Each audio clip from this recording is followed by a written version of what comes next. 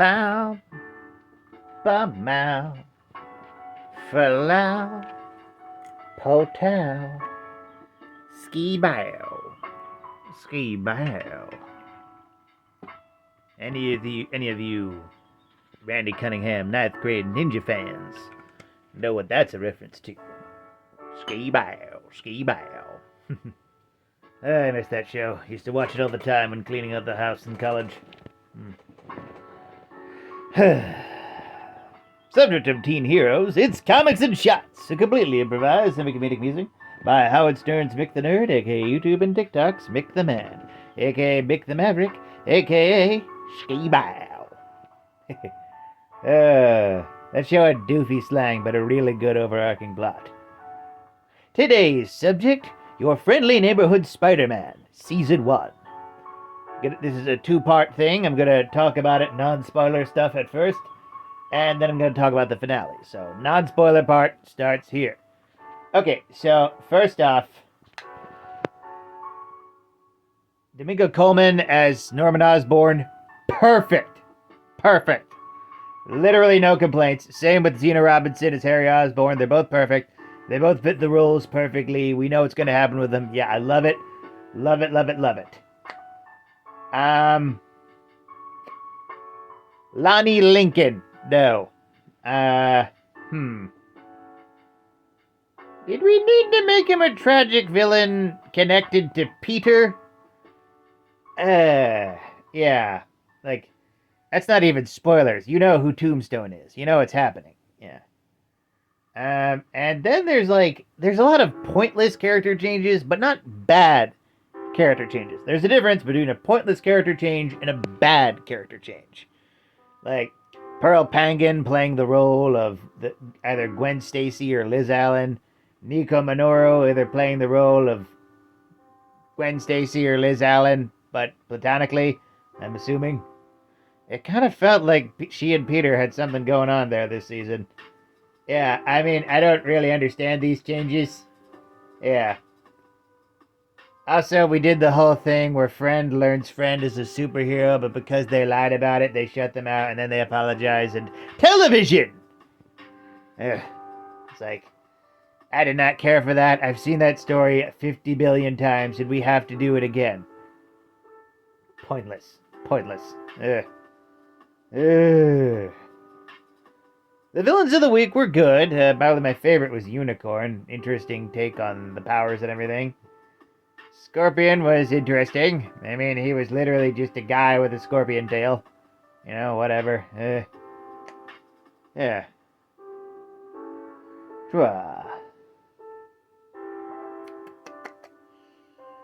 Yeah, what else that's non-spoilery? I feel the animation was pretty good, but admittedly it could have been better. Like, imagine if this was just pure 2D animation rather than that cel-shaded style that everyone thinks looks good, but is reality only it's just annoying. Yeah. And now, we're going into spoiler territory, baby. 10, 9, 8, 7, 6, 5, 4, 3, 2, 1. Okay, so, you remember in the beginning of Season 1, when the spider comes out of the hole in the sky, and we thinking, oh crap, multiverse nonsense? No. Time loop.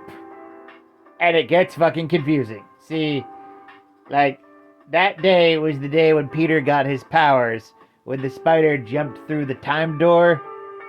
And the way that spider got powers in the first place was Norman Osborn took a sample of Spider-Man's blood, infused it with a spider, and then that spider bit Spider-Man, who then went on to have adventures, and then Norman Osborn took his blood, and then infused his spider with that DNA, and the spider went into the time door, and then it gave Peter Parker powers, and he went on adventures, and blah, blah, blah, blah. Time travel. It's stupid. Seriously, why did we go that route? In some ways, it makes sense because it fits into the whole, with great power comes great responsibility, since Peter partially created the gigantic space door that brought Venom to Earth. Oh yeah, Venom's in this now. Well, you knew that from the previous episode.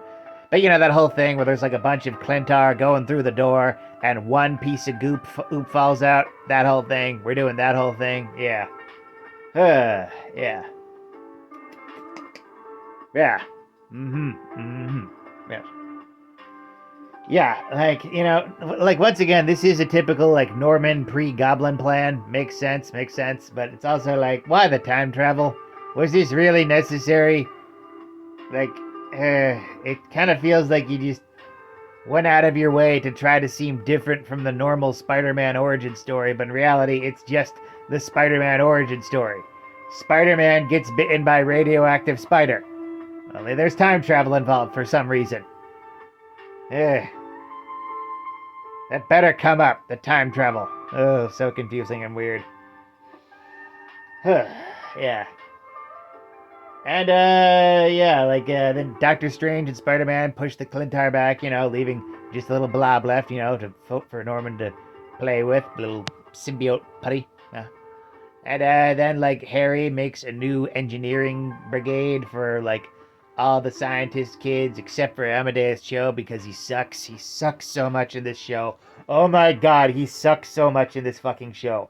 I hope season 2 redeems him because I wanted to punch this kid. Jesus Christ. How did you make an Amadeus Cho more insufferable than an Iron Spider from Ultimate Spider-Man? And I fucking hated that character. Ugh. God, I want to punch, like, your friendly neighborhood Amadeus Cho in the face. So annoying. Yeah. Also, I mentioned Finesse was in this, and, yeah, I didn't know what her role was in this, but apparently she was spying on Oscorp. Spoilers, here we go. Look at the hand. This is real. Spying on Oscorp for Daredevil. Why? Not the reasoning, but why Finesse? Why not, like, I don't know, like any espionage type characters or mercenary type characters connected to Spider? Silver Sable! Jesus, that would have made so much more sense. You could have even given her a fake name or something, you know, make her focus more on espionage or whatnot. That'd be fun. Yeah, Silver Sable, come on now. Yeah. But I'm interested. I am interested. I just think that change. I don't think Finesse makes sense here right now. Like, this has been a problem with a lot of Spider-Man media for a while, where it's like they'll have a teenage Peter be friends with teenage characters that only came into canon like well after he was an adult. It's so weird seeing like Miss Marvel and Peter Parker have like some sort of bizarre growing chemistry when in the comics it's like, yeah, he an adult man and she a baby. This ain't right.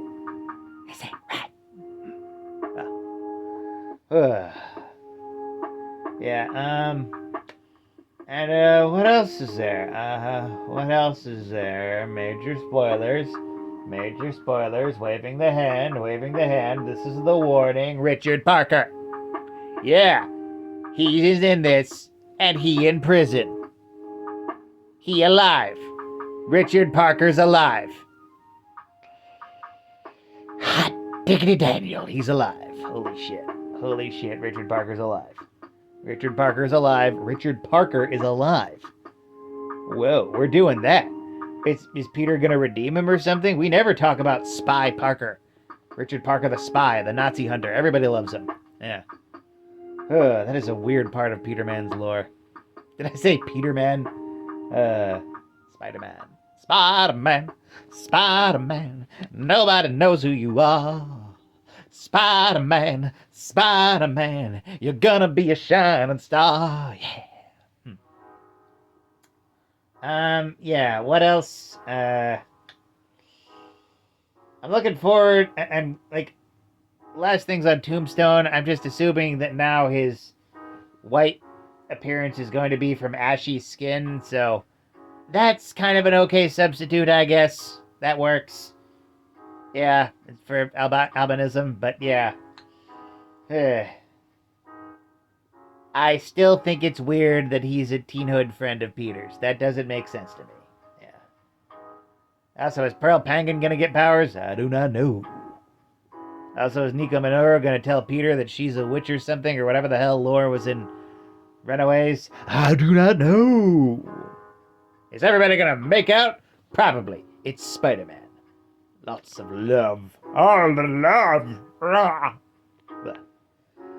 Yeah, I would rank this entire season as 850,000 out of a million hamburgers as a pilot season. You know, you think of pilot episodes, I think of this as like a pilot season. It's fine. You can build off it, but I'm not going to say it's perfect either. Yes. Looking forward to more. And hopefully the voice actor for Spider-Man won't shoot his dumbass in the 8 feet anymore. Dumbass. With that, like, comment, and subscribe. Donate if you're feeling nice. Share it with a bear. And always remember, praise be to the Blood Elk, fear the Stabopotamus, and death to Kronos.